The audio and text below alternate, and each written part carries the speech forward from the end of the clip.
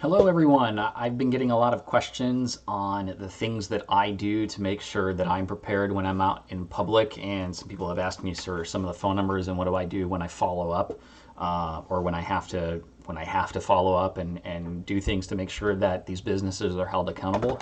So I'm going to cover a couple things. Some of these files are already uploaded to the group's Facebook page, so if you go to the file section you can find these in here, but I'm going to cover I'm just going to talk you through my strategy really quick first. Everywhere I go, I carry this folder with me. This folder in it has 5 different documents, and I keep about 3 to 5 copies each for each of those documents in there. The first document that I have is this notice of liability. The next document I have is a notice of discrimination. And then the other two are usually just like flyers that I leave with the business if they decide to give me any issues. The first one is for businesses to know the law the laws that pertain to their employees and their customers. The second one is know the law if the government comes knocking on their door to fine them or punish them by shutting them down. So it's just good information to leave. I will leave links to all of these at the end of this, at the bottom of this video too, so you can find them. But then the other thing that other 2 copies, I just carry a single copy of each of these. The other 2 things I carry around are the latest health order from the Ohio Department of Health, and then the original health order talking about masks back in July, because this one, the newest one, references this one. So I have to keep them both because there's things that pertain to every situation in both of them. So I always have that on me. I get out of my car, I'm walking into a place with a folder. So now most of the places I go, I have to carry a cart, or I have to push a cart now because one hand's usually holding a folder. So I carry that, and then here's the other thing I carry. It's an Olympus voice recorder. This thing I think was like 15, 20 bucks. I can get like 200 hours of voice recording on this. It's ridiculous, and it's two AAA batteries. Super nice to have. Thankfully now that it's cold, I wear a jacket, and the jacket that I have has a pocket right here on the breast.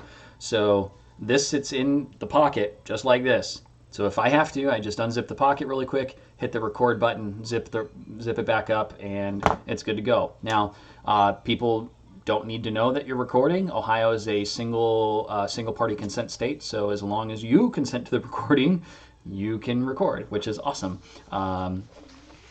So what ends up happening is I walk up to the door and I walk in, and I'll say, they'd say, "Excuse me, sir, you need a mask." I said, "I'm medically exempt." One of 2 things happens. They leave me alone and I continue on my way. Or, as what happened twice the other day, I was, what was that, Thursday? So I'm sorry, I need you to wait right here. We need a manager to come talk to you. Okay. So I sit there and I wait, and then when the manager comes up, I say, "Hey, I'm medically exempt."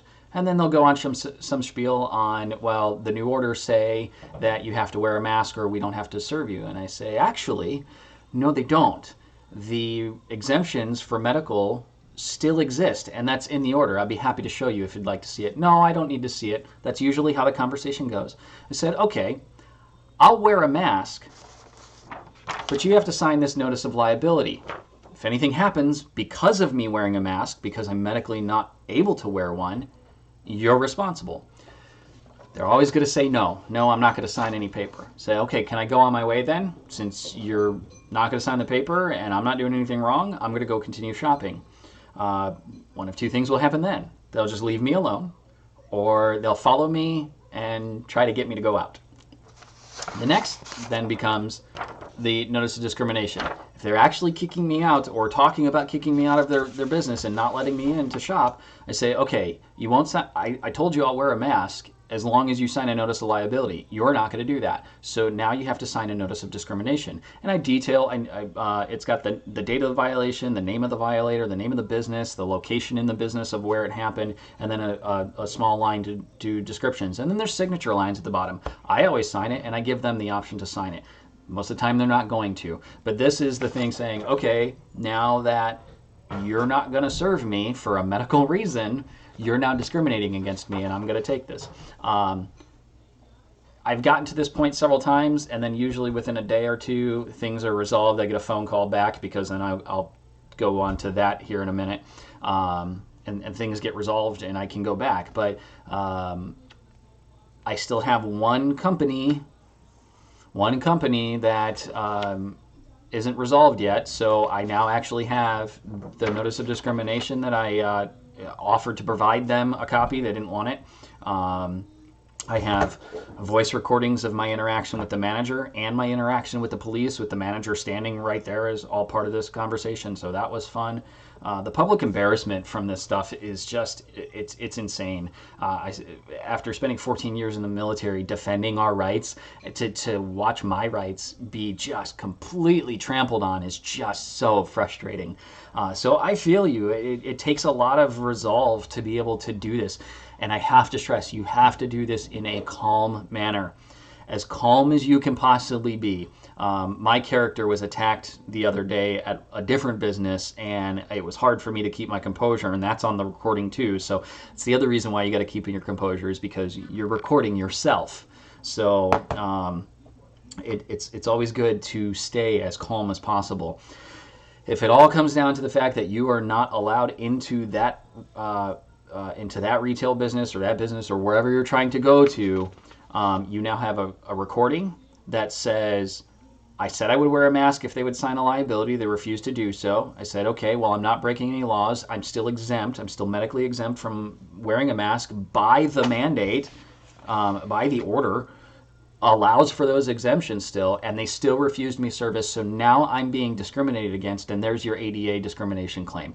Now, once again, I am not once again, but I am not a lawyer. I don't know. I'm just telling you what I do. Okay? If it works for you, great. But everybody has their own knowledge. I am not a lawyer. I am not providing you legal advice. I'm just telling you what I do and what has been working for me. So you've got the video record, or the voice recording of it. You now have them denying you access for your medical disability. So as long as that's all voice recorded and you've got this on paper then too, you've got a very strong case. That, at least that's what I've been told. I've reached out to both the Constitutional Law Group. They're out of, there we go, the Constitutional Law Group. I believe they're out of Washington State or Texas. I don't know, somewhere out west. And then 1851 Center for Constitutional Law down in Columbus. I've been in contact with them as well. I'm still waiting to hear back on my latest case that still has no resolution to it yet. But once you have all of that, then you've covered your bases. Now, once you leave the business and you've documented everything, you've written your notes on your notice of discrimination, and if you're talking into your own recording device, so that way you're kind of having those audible notes as well. You get back to your car and you're sitting in there. Here's a phone number that you need to call. I'll keep it in the notes as well, but the phone number is 1-833-427-5634. That is the coronavirus hotline. Option 2 is the retail compliance unit, where you can go and register your complaint. I will tell you as well that when you call this is like a call center. These people are not in a decision. All they're doing is they're filling out an online form and submitting it up.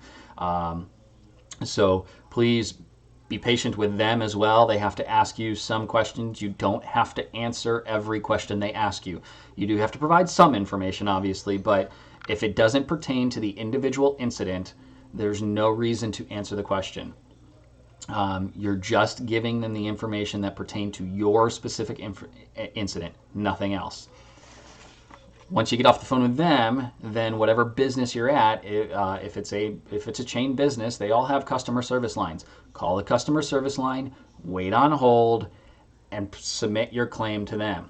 The company that I had an issue with that got rectified, is one of those big box club companies. I'm not using the names of the businesses on here for several reasons. One, we don't need to be bombarding them. The one, I'm organizing a protest for.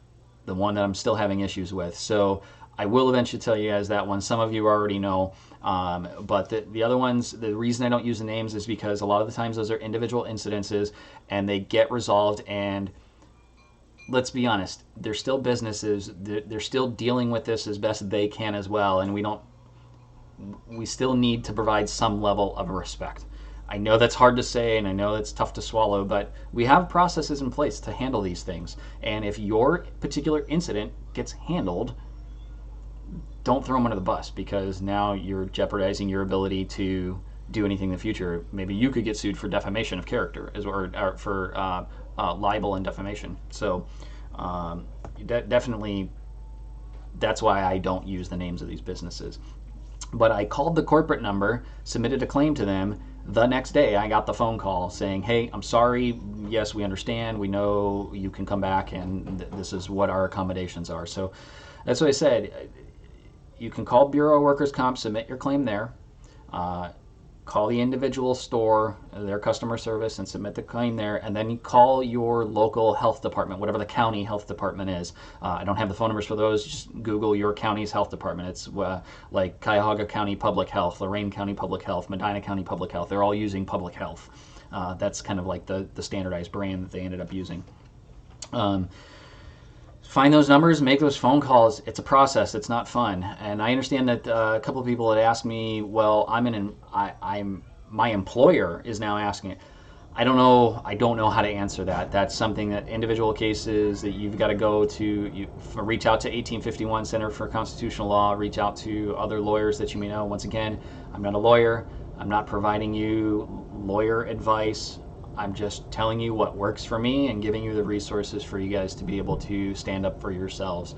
If you have any questions, like I said, the links are below, the phone number is below. If you'd like, please share this video. It'll be super helpful. If you have any other questions, please just shoot me a message either on MeWe or on Facebook, however is most convenient for you. But other than that, thanks for listening and good luck out there.